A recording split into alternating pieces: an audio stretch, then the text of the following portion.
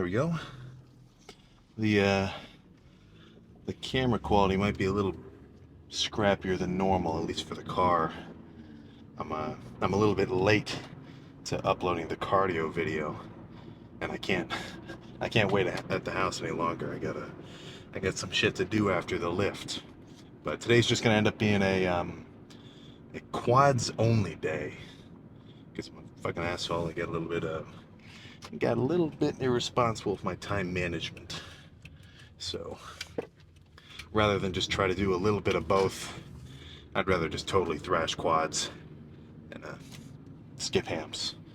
If that's you, well, okay, this is kind of a cop-out excuse, but if you're kind of in a position where you're hypothetically considering skipping the lift, go on. Um, it's better to do it than not do it, of course. You know, it's better to do some than none, to an extent.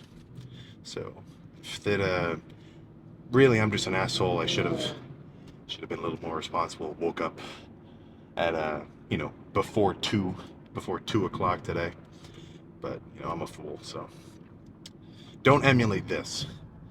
But if you're planning on skipping the lift because you're kind of busy anyway, and you end up going in and doing a little bit of something, it's definitely better than nothing.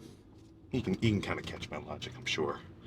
But the quads only is going to be primarily leg extension, same as normal. But maybe I'll do a little something in the middle. Like I'm I'm kind of considering doing some Smith machine squats once my quads are already pumped. Just because pressing, like for me, squatting, I usually do it fresh because I'm trying to move as much weight as possible, have as much tension on my quads as possible. When I squat, I'm on a squat hiatus for a little while now. But pressing when your quads are already pumped is almost a completely different sort of feeling. So maybe, I know I'm going to start on leg extensions and I'll sit there for at least probably 5 or 6 sets just to get started. But once they're pumped, I think I may jump over to the Smith machine and do some Smith machine squats. I won't even be trying to go for that crazy weight. Probably just a couple of plates, because I mean, for one thing, my quads are going to be fatigued, but it should have a pretty good freaking burning sensation in the quads, I would imagine. But then again, I mean, I'm just kind of saying a hypothetical. I don't know exactly what I'm going to do until I get in there and start. Because, let's say for whatever reason, some schmucks, some chumps, there's a whole group of like 5 dudes in circulation on the leg extension, and they're going to be there for a while. I'd have to totally flip my lift around and start off with some kind of something, rather than the leg extensions like I would want to. So that's another benefit to having kind of, maybe not instinctual, like, I do have basic plans when I go into lift. I have a basic idea of a workout that I like, or I've done so many that I know different sorts of ways to go about it. But, like, let's say you're going into chest and you want to do flat bench. For whatever reason, you have that in your head as your starting movement. I would recommend incline, but whatever. If there's a bunch of people on flat, you've got no access. What are you going to do? Are you going to have a constrained mindset and just sit there patiently and wait for the bench to open up? Well, maybe. If it's the first lift, if it's your first exercise of the lift, sometimes I'll wait just because, it might not be that long. But mid-lift, like let's say I finish the leg extensions and I say to myself, okay, I want to do some Smith machine squats, but the Smith machine is taken, I'm not waiting. All right, I'm getting pumped. I don't want to wait. I don't want to lose the pump. I'll just move on to something else as an alternative. So let's just get in there and get freaking started. My whole leg day was almost completely fucked up because this leg extension is like, let's just say it's not in pristine condition. Uh, the uh, the pad itself will literally just fucking slide off the side. So with a little bit of ingenuity and I don't know, a reasonably thick elastic band, I think we're good. So instead of starting off with single leg, The stack is just so light. Or no. Instead of starting off with double leg, the stack is like just too light. So I'll start off with single leg, go a little heavier than the stack. So if you can imagine, that would be more force on each quad than if I were to do the whole stack at once. Reasonably simple math, but logic with the first couple is just to move the weight around, do some damage, and then we'll go from there. I'm not really sure exactly how the rest of this is going to end up looking.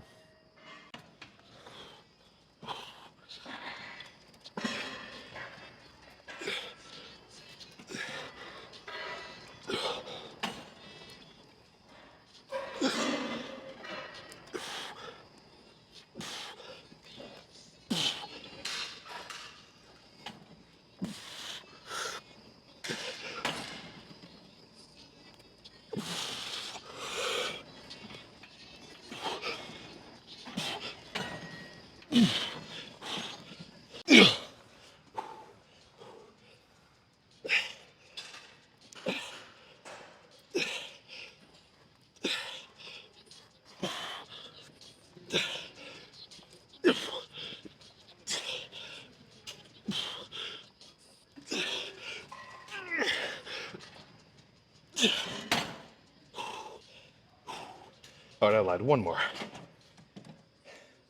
One more single leg.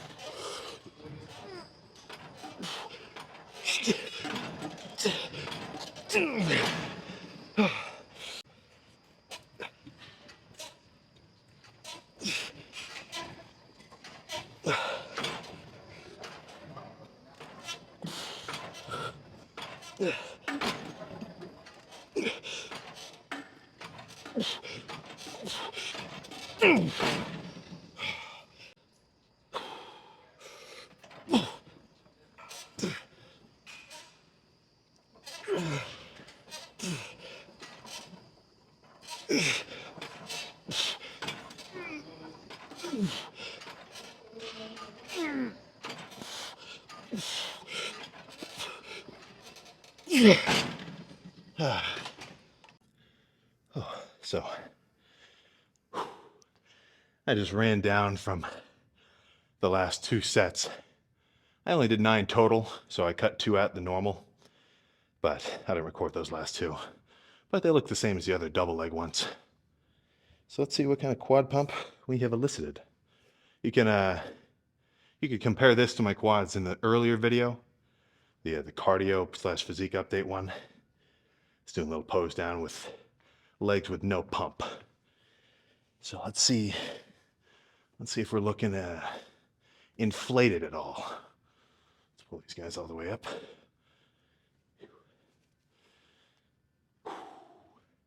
I was coming down the stairs with my hands full. I was like almost completely convinced I was going to fall down and just totally kill myself. Ugh. Let's do a little breath hold to get the veins popping out. Oh. Okay, you can still see some separation even with the pump, but with quads and triceps mainly, a little bit of back as well. When you're fully pumped, like you could see a lot more definition in this little middle muscle right here earlier when I was flexing with it unpumped, because they just kind of, like there's some detail to be had in some well-developed quads. but it kind of gets washed away when you fully pump them up. But there's still some shit going on. I really, dude, yeah. So I had tripod in one hand, bag in the other when I was coming down the steps. I really should have been holding onto that fucking railing. The elevator is down, and on a leg day, that unironically upsets me. But that's enough of that. Let's just get in the fucking car. I am still winded. Perfect. It is fucking hot. It is a goddamn hot one today. I'm I'd say just for general lifestyle purposes, just walking around, going to the gym and shit, I'm probably a bigger fan of fall-ish. I don't really like just being sweaty existing. Summer's cool, but I kind of like it to be a little more, let's just say chill. Not chilly, but it's a little chill. Upper 60s. Upper 60s, perfect. So, quads have been thrashed. They're like rubbing into the steering wheel right now, the left one especially. I gotta get home and get the cluster dextrin shake going. I didn't fucking make it. Post-workout, I mean, we've all heard of the anabolic window. You've got to get some food in ASAP. Whether or not that's fucking, well, I'm probably more so a believer than a disbeliever. If you burn up all the gas in your fuel tank, it's probably in your best interest to fucking refuel it as soon as possible. Now, whether or not it's going to have an insane change in your progress, probably not that insane, but probably marginal. Probably marginal. There's a lot of shit you can do, which I think a lot of you are slacking on just because it only offers you marginal gains. Jesus Christ, there's fucking birds everywhere right now. Oh. There go a couple of, so there's a lot of shit you can do that's only offering you marginal gains, which I think you guys would, well, not you specifically, I'm not talking about you. I know you're trying to do everything you can to get bigger. But everyone else, I know dudes that are like, yeah, I don't know, I just don't really do creatine. Yeah, I don't like the pre-workout. I don't want to be dependent on it. I don't really take my vitamins, I just eat whatever. And I don't really do protein shakes. I get protein from my food. Let's think of a couple others. Yeah, I don't really do cardio. That's a classic. You fucking asshole. Yeah, I take a couple weeks off every now and again if I'm not feeling it. Oh, I guess that one's not so bad, I guess, but whatever. Let's so creatine, pre-workout, your vitamins. Yeah, I even say protein powder. I'll get into each one specifically right now. So the creatine, I'm not a, you know me, I'm not one to base off all of my logic and training methods based on science, but why the fuck aren't you taking creatine, man? More ATP production, bro. Scientifically proven more gains. Now, I do hear the term water retention thrown in a lot, which, technically you'll hold on to more water, but it's not like you're going to be fucking watery. I think you play up the term watery because you hear people like, Chris Bumstead or actual competitors talk about, oh, I'm watery, I'm holding a lot of water. That's not going to fucking change the way you look unless you're fucking 3% body fat like them when they're in their peak week. I think bodybuilders hyping up the idea of, oh, I'm holding a lot of water. Oh, I look soft, I'm holding a lot of water, I'm very wet. I think they're hyping that up as something you should be worried about. The normal lifter, dude, that is not a problem. And the water you're going to hold from creatine is intramuscular, dude. Intramuscular. Anything intramuscular is good for you.